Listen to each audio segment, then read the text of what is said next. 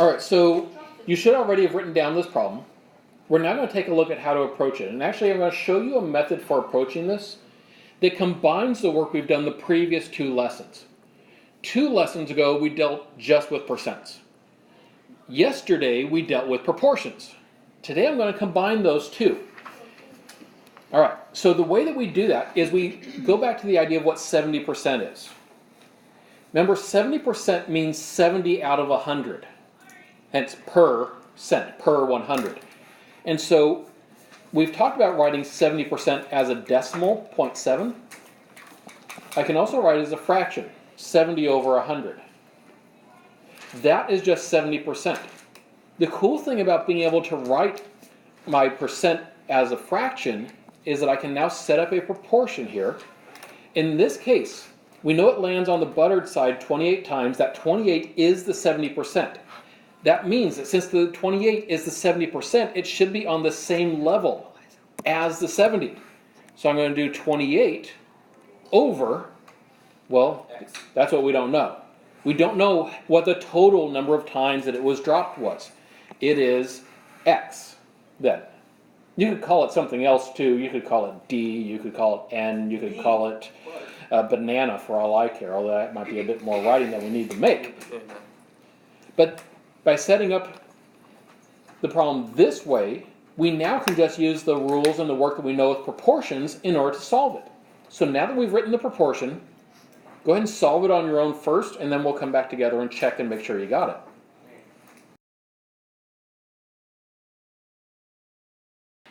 All right, so first up, since I now have a proportion that I'm solving, I'm going to go ahead and cross multiply.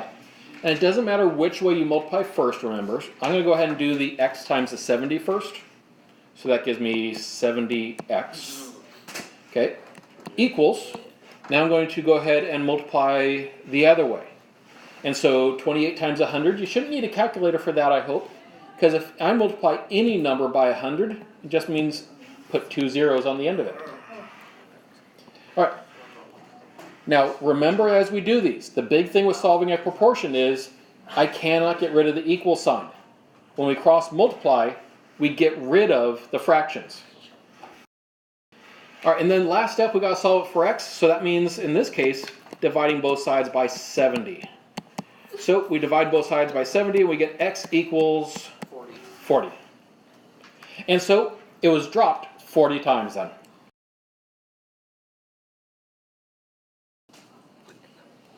All right, so in this situation, again, I'm looking at figuring out 80%, and I got 56. But notice I'm not figuring out what 80% of 56 is.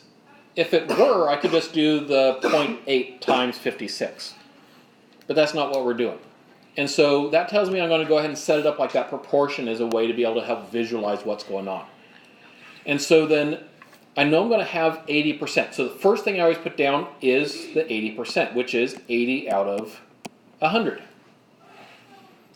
Okay, now what's that equal? I got the 56 there.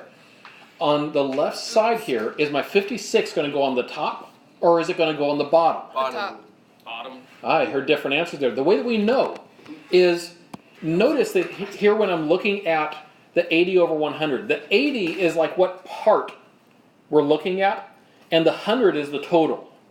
Is 56 the part, or is it the total? It's the part that we got. We want to know the total. We want to know how many were possible. So that tells me then that the 56 goes on top. And if I want to know what the total is, that tells me to put an X in for total. Now that we've set it up, solve it. And so again, I'm going to cross multiply. I'm going to go ahead and do the 80 times the x first. Okay, so that gives me 80x. Remember, it's still equal. Nothing can get rid of the equal sign. And then I cross multiply the other way, which is 56 times 100. Again, I hope you can do that without your calculator, because any number times 100, put 2 zeros on the end. So that's why it's 5600. Last step, I want to know what x is, so I divide both sides by the 80. And when we do that, you should then find that x equals 70.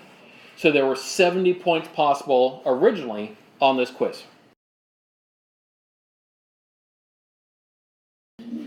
All right, so on this one, you first work this one out on your own. So let's see what you should get. So we know that we have 90%. 90% is 90 out of 100, right? And then it's a question of how do we know where the 126 goes without just saying, well, last time we put it on top, so let's put it on top. Well, the 126, think about what the 90 and the 100 mean. The 90 is what percent we got right. The 100 is what percent was possible. So the 126 back here, is that the number we got right, or was that the number possible? It was the number right. And therefore, it goes on the same level as the percent that we got right. So if 90% is what we got, then the 126 has to go at the same point. So it's also on top for that reason. And since we want to know how many it was worth 100%, which is the bottom. Now we go ahead and cross multiply. So 90x equals 12,600. And we divide both sides by 90. And you should find here that x equals 140, which means at this point, that this test was worth 140 points. All right, so you start by writing this one down, then we're going to walk through it here together so I can explain how we would approach this sort. Now, I'll tell you there are actually a couple different ways you could do it, but I want to show you kind of an algebraic way of looking at it. So first up, I got 70%, so I'm going to start by writing that percent as a fraction. So I got 70 over 100 first. I know that part. Now in the previous ones, we were looking to see how much was the total worth. This one's asking the same thing, and so I'm going to go ahead and put that in right now. That's what I'm trying to figure out. I'm trying to figure out what the total is. That's my x. The thing that makes this one trickier, though, is what goes on the top. Well, if the original test, or quiz in this case, was out of x points, what do I do to that x to find out how many I got? Well, I missed 18, right? So isn't that x minus 18? And so I can actually write it then as x minus 18 on the top. Hence how some of these funky looking fractions with x's on top and bottom can actually happen as we go and solve some of these. And again, yes, there are multiple ways. You might have originally been thinking about doing it a slightly different way, and that's fine, but I want you to be able to do it this way as well. But now that we've gotten it to this point, let's go ahead and solve it. I'm going to go ahead and walk through the whole solution here with you. All right, so again, first we cross multiply. So I'm going to do the 70 times x. That's going to give me 70x. Okay, then equals, then we go ahead and we cross multiply the other way. Now when cross multiplying this way, remember that 100 is being multiplied by both terms there. I'm multiplying the 100 by the x, and I'm multiplying the 100 by the 18. So now we got a little bit more solving to do, right? Now to solve this one, I want to move all the x's to the same side. Well, in this case, I think the easiest way to do that is to actually move this 100x from the right side to the left side. So I'm subtracting 100x from both sides. All right, now when we do that, 70 minus 100 gives me a negative 30x on the left-hand side. Yes, we got a negative there, but we can still work with it. On the right-hand side, I just got rid of the 100x. That leaves nothing minus 1800. So that's a negative 1800 there on the right-hand side. And I still solve for x the same way. I'm still going to divide by whatever's in front of the x. So I'm going to divide by negative 30. And so when we do that, we end up getting x equals 60. And so then the whole quiz was worth 60 points. And you could then use that to figure out how many points we actually did get correct and all that sort of thing if you want. And again, on this one, there are different ways you could have done it. There's a different way that you could have set it up. That would be fine. You also, instead of subtracting the 100, some people would have added the 1800 and then subtracted 70x. That's okay if you did it that way. Any way you do it, though, you're going to end up with the same answer of x equals 60. So this is another one where you would want to do it on your own first and then check the work. So you should now have complete work on your paper. Let's see how you did. So I always start by setting up my percent here, my 85% out of 100. And then my x, where does my x go? Well, my x is how many points is the test worth. That's a total, so that tells me it goes on the bottom. On the top, I missed 60 points. So the number of points I earned, which is what the 85% is on the top, the number of points I earned must be the total x minus 60. So then there's our setup. And once we've set it up like that, we can go ahead and solve from there. So we cross multiply. So that gives me 85x equals, remember when you multiply by 100 here, multiply everything by 100. So that's going to be 100x minus 6,000. All right, and then we solve from there. So I want to move the x's to the same side. I'm going to go ahead and move the 100 over again by subtracting 100x from both sides. And so that gives me a negative 15x equals a negative 6,000. Then go ahead and divide both sides by the negative 15. And when you do that, you should be getting an answer here of x equals 400. Negative 400. And so this one was worth 400 points. This is an interesting problem because this is actually the sort of thing I get asked a lot, and I think it's the sort of thing you all should know actually how to figure out when you're looking at your grades, because somebody's like, what do I have to get on this quiz in order to get it to a B minus or something along those lines? That's what we're looking at here.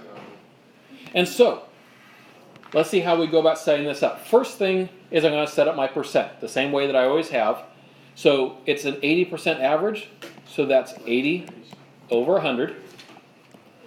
But then, remember, 80% out of 100, that's like the points possible over the point, or it's the points earned over the points possible.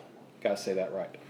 So if 80 over 100 is points earned over points possible, then for each of these numbers up here, I need to do points earned over points possible. And so I'm actually going to turn this into one big fraction over here. I'm going to do 50 over 60, and I'm going to do 40 over 65, and I'm going to do the 45 over the 50, because basically what we're doing is we're calculating how many total points do we already have out of how many possible points. The thing is, though, that we got one more quiz to take, one more score that's not yet in there. That quiz is out of 70 points, so the bottom needs another 70 in it. The top needs something, but we don't know what that something is. In fact, that something that we're looking for on the top is the quiz grade that we want to know. That is X. And so then this is our big setup. Now, right now, this looks big and scary.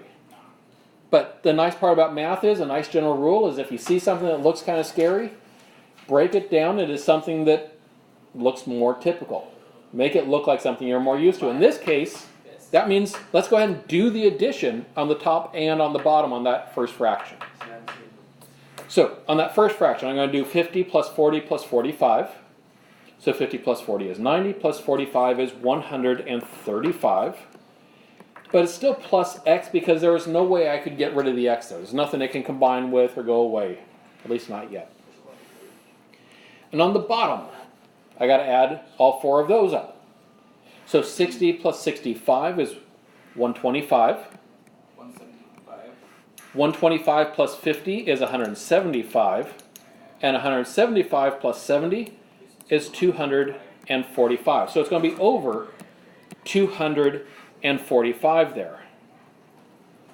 And then the right side, well, we didn't do anything with that. It's still 80 over 100. But now that we've done that, now it looks a lot like that last problem that we were working with, right? So I can go ahead and now proceed as I normally would. I can go ahead and cross multiply and then solve from there. So cross multiply. All right, so now when I cross multiply, I'm going to go ahead and do the 80 times 245, which is 19,600 equals, and now I cross multiply by the 100. So 135 times 100 is 13,500 plus 100 times x. Then we're going to solve it from there. So in this case, I don't need to move the x's because I only have one x. I got to move the numbers. I'm going to subtract this 13,500. 6,100. Now the nice part is you can use a calculator, but you might not even need one for that. No. It will give us 6,100 equals 100x. And then I divide by 100. Now, dividing by 100 is another one of those that you don't even need a calculator for. Remember that when we multiply by 100, I added a couple zeros on the end.